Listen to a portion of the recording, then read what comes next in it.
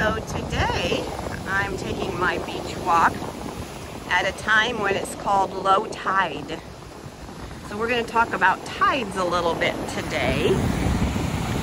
So if you look at the beach, you see a distance between where the waves are coming up and where the shell line is. So that's the tide line. So since the waves are way out today, we have a low tide. And in fact, this is a negative tide, a negative low tide. That means it's lower than it usually gets. Tides are created because of a force between Earth and the moon. So a force is, well, gravity is an example of force. And gravity is what holds us on the Earth. If we didn't have gravity, we'd be floating around in the air.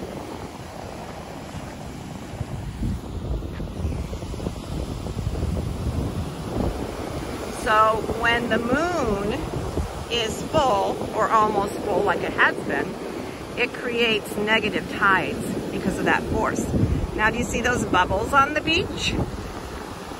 That's called sea froth, and it's created by air and algae mixing. And then the waves push it up onto the shore. It looks kind of like the bubbles that you would have in your bubble bath. Algae are tiny, tiny little organisms that a lot of marine animals eat. Marine animals are any animals that live in the ocean. So we are organisms. Any living thing, anything that's alive is an organism. Some are so tiny that you would have to have a special instrument called a microscope to look at it. So the algae are microscopic little organisms. I could put you really close down here to the froth,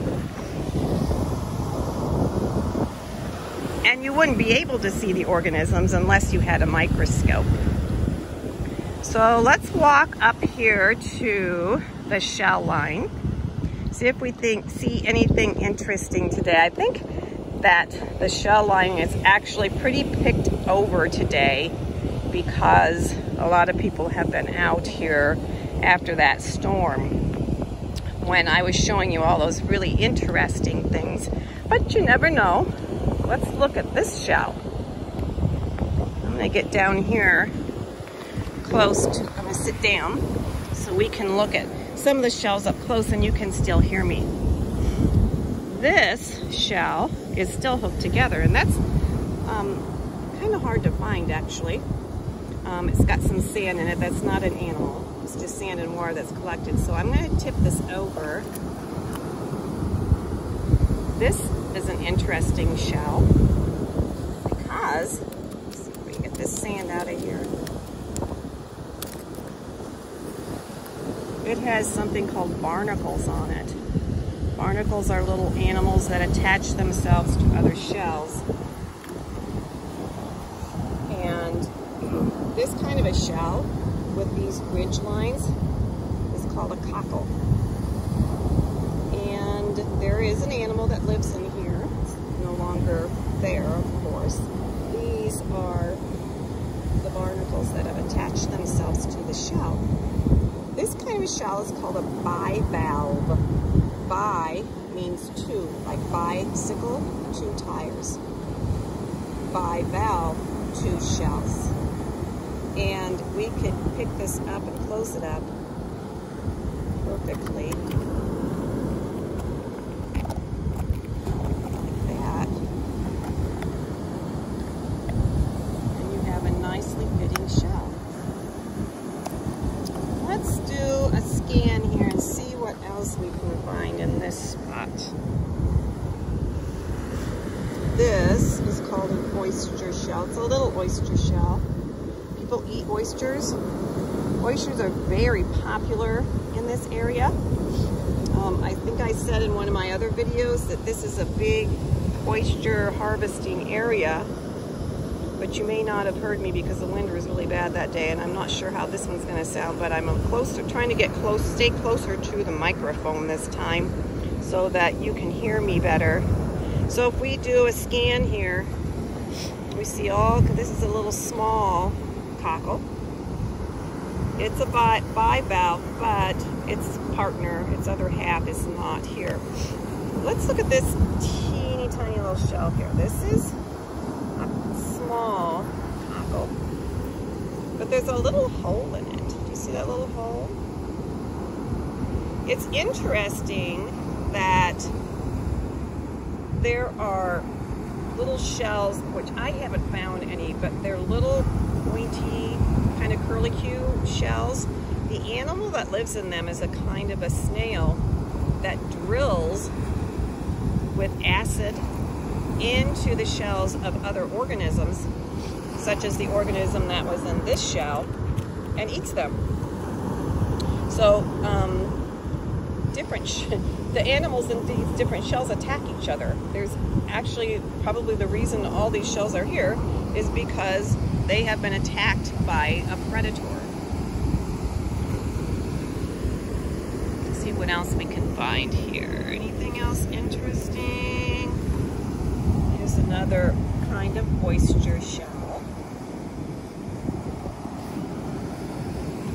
Let's see what's over on this side of me.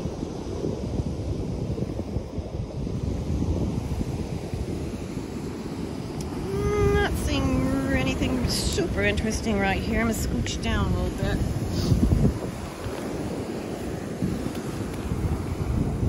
Now this shell's kind of pretty, and I can't remember what the name of these are. I have a book that I bought at a nature center that I'm learning a lot from, and these are kind of pretty little shells. So maybe another video, I'll look this one up in the book and we can identify it. Let's see, anything else here that we want to look at? There's a piece of now this is interesting. These are pieces of a bivalve that are still hooked together. That tells you how strong there's a name for that. I don't remember what it's called, but where they hook together. So this is two cockles that were one big shell that have been broken apart quite a bit, but are still actually attached. You don't see that very often. This is part of a sand dollar. And sand dollars are really cool looking things, but they're very, very fragile.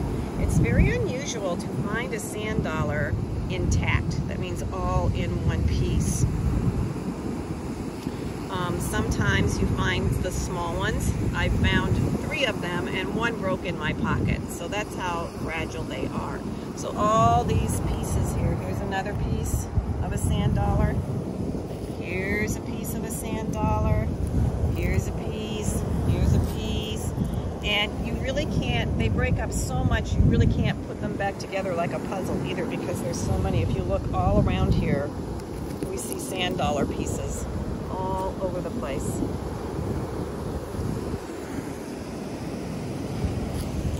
All right, I'm going to scooch down a little further. Let's see what else we can find.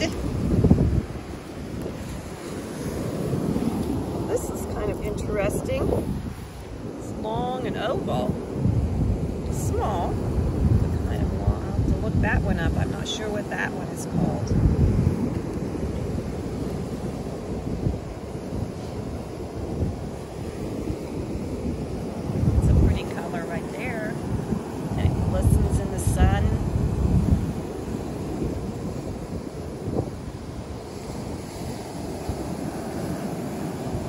Show you the waves crashing in. They're a little big today. It's a little windy, so maybe that's why. Also, the low tide, I think, makes a difference. So I'm going to look at the time, because the tide was going to start changing at 10:01 your time. Yeah, so now the tide is